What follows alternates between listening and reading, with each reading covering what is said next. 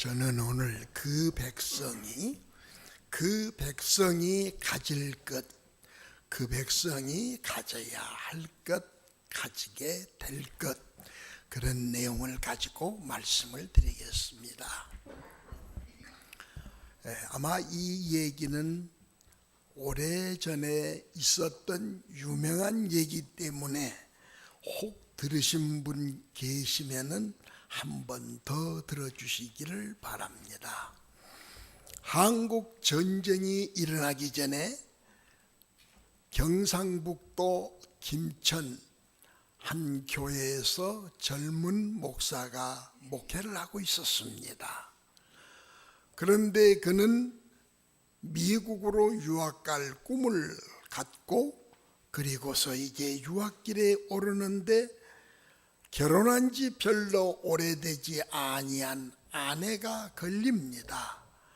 뭐 그렇게 친정이나 시댁도 내놓을 만한 것이 별로이 없고 그저 그런 생활 가운데서 근근히 살아가다가 남편이 미국을 가는데 지금은 비행기로 쑥 타고 오지만은 옛날에는 배를 타고 다녔거든요.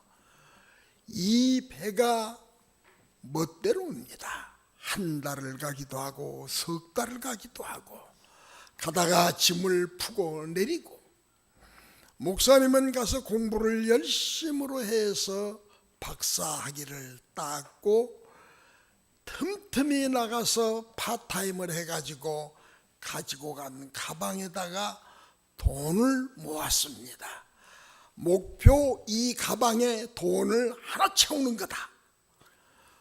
여하튼간에 이 목사님은 그걸 다 채워가지고 고향 땅 김천으로 왔더니 아내는 없습니다. 연락도 되지도 아니하고 편지도 한 번씩 가면은 제대로 하기도 어렵고 여러분 그 해방 후 전쟁 나기 전에 어간에 얼마나 여러분 우리가 어려웠습니까? 너무나도 살기 어려우니까 이 사모님은 저 산에서 수술 굽는 남자한테 시집을 갔습니다. 그래가지고서 거기서 수술 구우니까는 얼굴은 시커멓게 나무 베고 등에다가 메고 다니고 하느라고 뭐 고생이 말도 아니죠. 그때만 해도 고무신이 많지 않아서 집신을 신고 다니고 고무신 한 컬이 걸리면은 얼마나 이게 소중한지. 나중에는 오래 신어서 콧뱅이가 찢어져서 바늘로 꿰매 신고 시커머니 그런 아내를 찾고 찾아서 마침내 찾았습니다.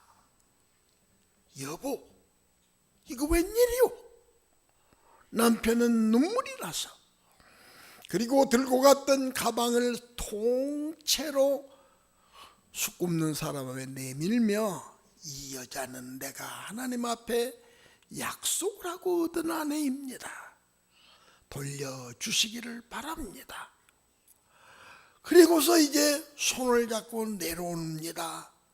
여러분 그 보통 마음 같으면 해지겠어요? 저 같으면은 잘 못할 것 같아요. 여보하고 불러. 왜 불러 돌아서서 가는 사람 왜 불러 할 것 같은데 이 목사님은 손을 꽉 붙잡고 데리고 오는 거예요. 그 사모님은 이제 다시 때를 다 벗고 돌아가는데 이 목사님은 늘 그 얘기를 하는 겁니다. 하나님이 어떤 죄인들을 갖다가 건져내서 영광과 기쁨을 주시려고 했는데 내가 수검댕이 속에서 빠진 아내를 왜 내가 내버리냐. 이 유명한 분이에요. 아마 저 아실 거예요. 송창식 박사 얘기예요. 목사이자 송창식 박사. 오늘 여러분 우리가 읽은 요한계시록의 말씀도 계시록 하면은 벌벌 떨리는 얘기가 많이 실려져 있지 않습니까? 네? 인구가 3분의 1이 죽는다, 하늘에서 불길이 내려온다, 겁나거든요. 그런데 예수님 겁줄라고 이런 얘기 하신 거 아니에요. 믿음으로 바로 나아간 사람들에 대하여서는 어떻게 내가 너희들을 앞으로 살도록 내가 간수할 것인가 하는 예수님의 결심이 적힌 책이거든요. 뿐만 아니라 예수님의 약속을 믿은 사람은 어떤 과거의 흉악한 죄에서도 다 용서를 받아서 영원한 생명을 주시겠다고 하는 약속이 실려져 있는 책입니다. 히브리서 2장 11절 말씀에 거룩하게 하시는 자와 거룩함을 입은 자가 다 한 뿌리에서 났다. 예수님은 거룩하게 하시는 분, 그리고 우리는 거룩함을 입은 사람들, 그 뿌리가 하나 아니냐? 뿌리가 하나 아니냐? 밥 가지고 밥을 해 먹으나 떡을 해 먹으나 편을 해 잡수거나 벼에서 다 나온 거 아니에요? 한 뿌리에서 나왔으니까, 그러므로 예수님 선포하시기를 너희와 나는 형제가 되었다. 얼마나 이 매력적이고 감사하고 부드러운 용어입니까?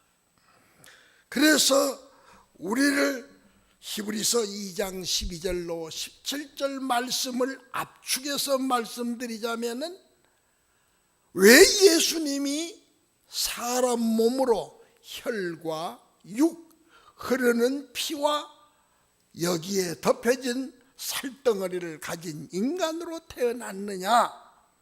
사람이 무서워하는 것은 죽음이다. 여러분, 죽음이다.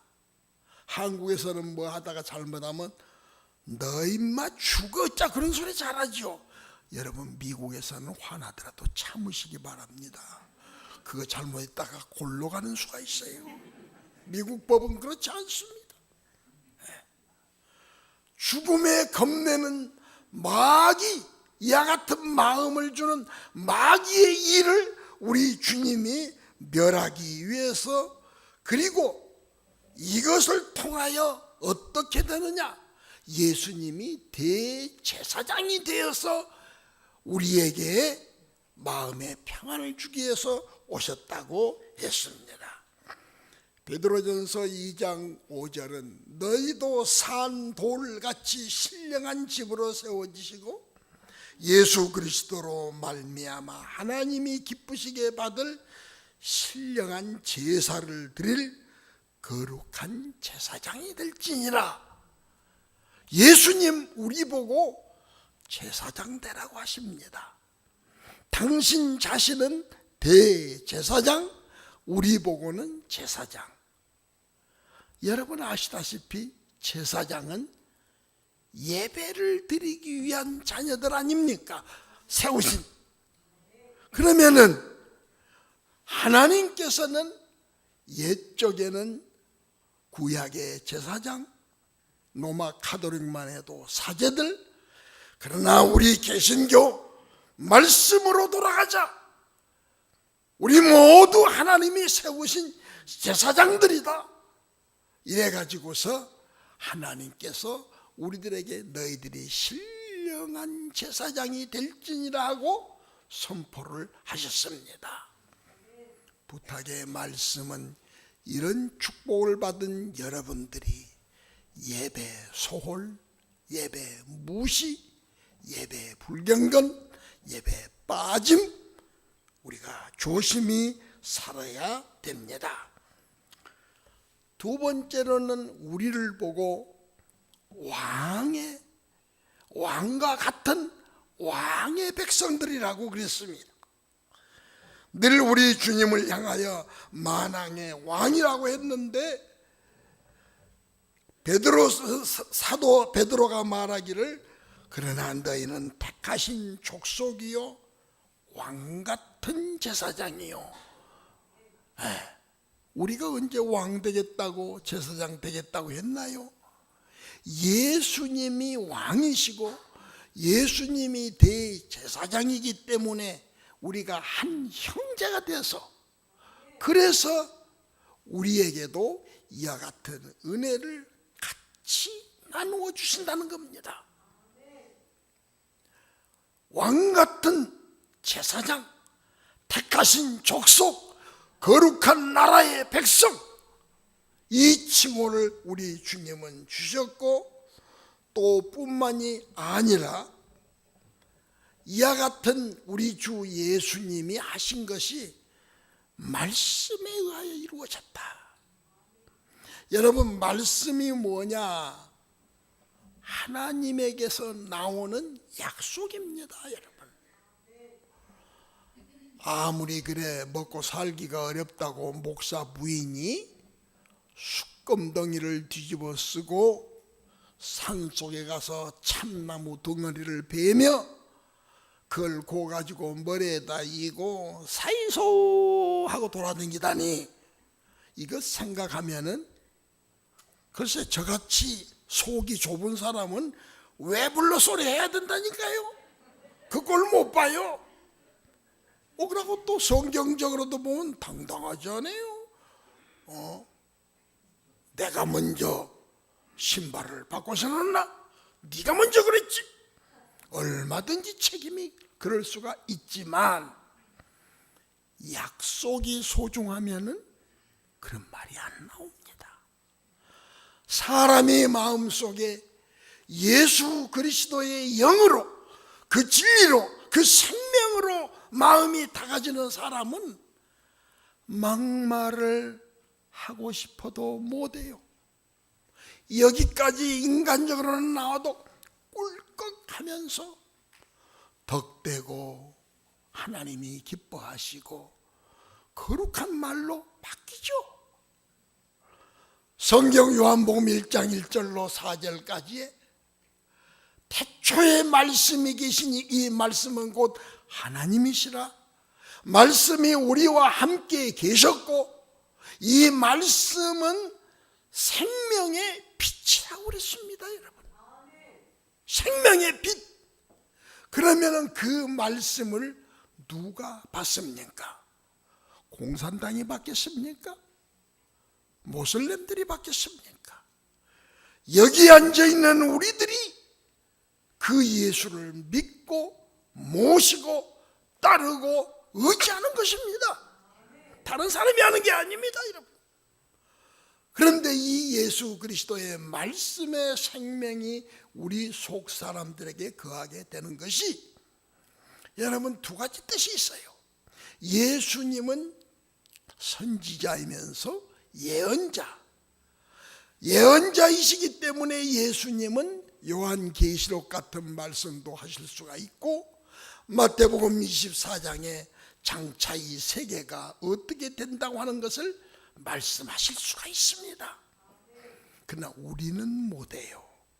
함부로 그런 소리 했다가 여러분 조심하세요. 주변에 묘상한 이름들 달고 다니면서 아주 그것이 뭐 잘하는 양 거짓되게 조심하셔야 됩니다.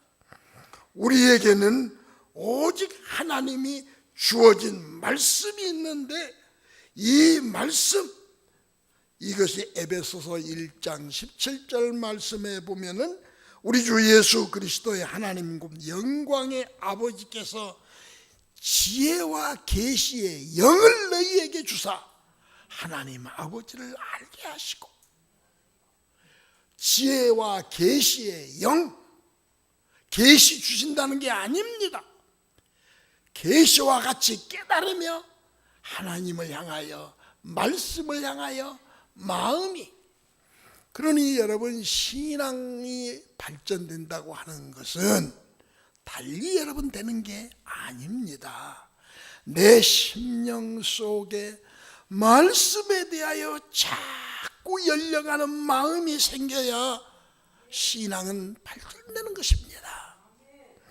오늘 그러면서 우리들에게 하나님께서는 영광의 아버지께서 그러면 우리의 신앙이 무엇으로 즉 하나님을 알게 하시는데 그 말씀의 진리가 늘 우리 속사람 속에 활동을 하거든요.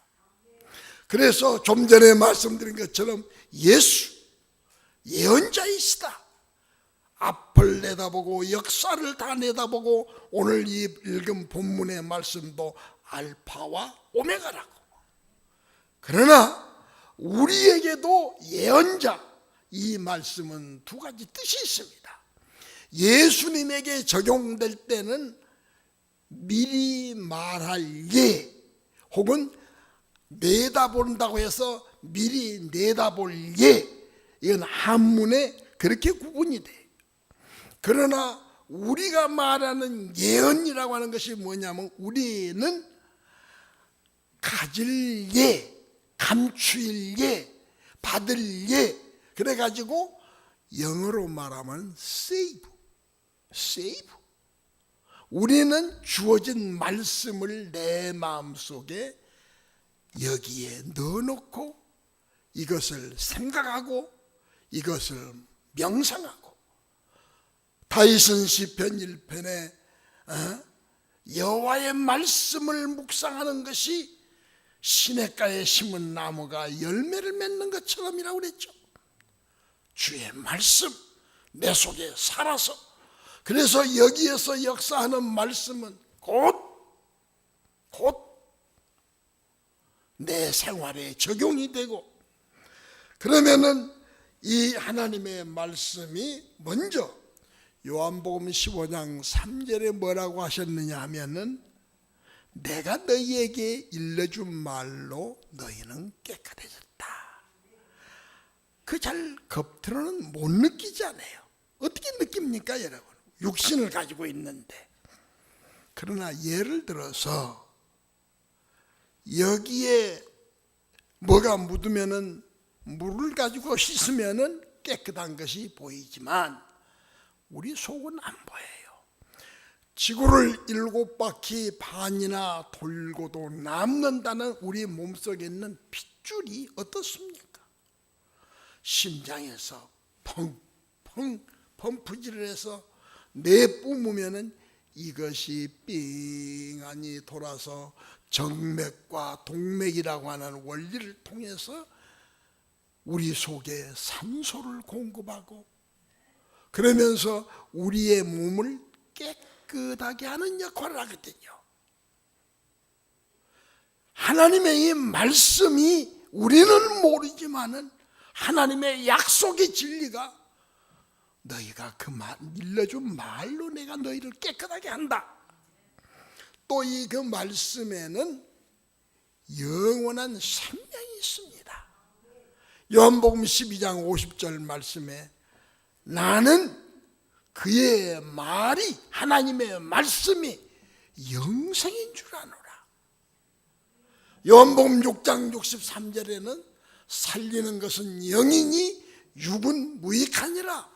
내가 너희에게 이르는 말이 영이요 생명이다. 영생이다. 예. 그래서 잘 아시는 요한복음 3장 16절 하나님이 세상을 이처럼 사랑하사 독생자를 주셨으니 누구든지 저를 믿는 자는 멸망치 않고 영생을 얻으리라. 예. 그래서 우리는 이 말씀이 내 발의 등이요 내 길의 빛으로 삼고 신명기에 이스라엘 백성에게 주님은 다 이르시기를 말씀을 소중히 여겨라. 내 문설주 내 옷 슬기에 심지어 내 미간에 이마짝 사이 여기다가 뭘 어떻게 하겠습니까? 그런데 유대 사람은 합니다. 가보니까 동그랗게 머리띠에다 대고 가운데다가 요만한 여성들 조그만 분첩 같은 걸 만들어서 그 속에다가 성경을 프린트를 해서 넣고 시간이 있으면 한 번씩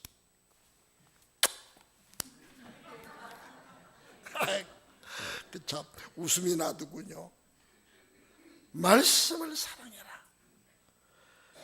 그러면서 오늘 계시록 1장 3절에 이 예언의 말씀을 읽는 자, 듣는 자, 그 가운데 기록한 걸 지키는 자들이 복이 있나니 때가 가깝다.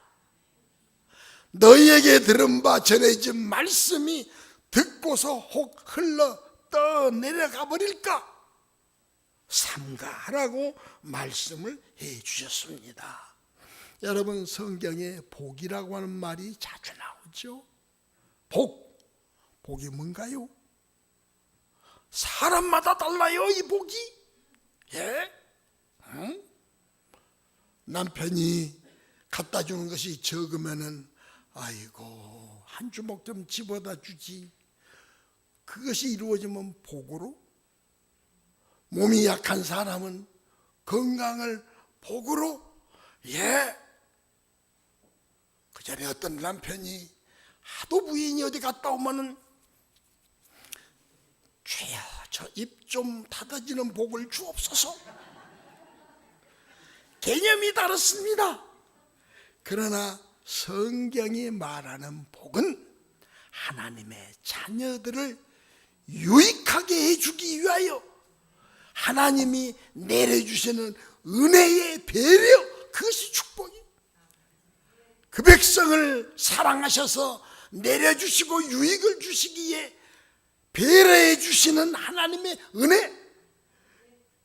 우리는 이 세상에서 예배의 생명 제사장의 축복, 왕같은 신부는 그리스도의 형제가 되었으니 말씀의 생명은 예언자적인 축복과 예수 우리에게 계심으로 우리는 그래서 하나님 앞에 복을 지닌 백성으로 사시는 것을 확신하고 죄악된 세상에서 성별된 기쁨으로 사시기를 축원합니다. 나의 반석이시오 나의 구원이신 아버지 하나님, 이 시간 나의 입술의 말과 내 마음의 묵상이 주께 연락되기를 주의 이름으로 기도합니다. 아멘.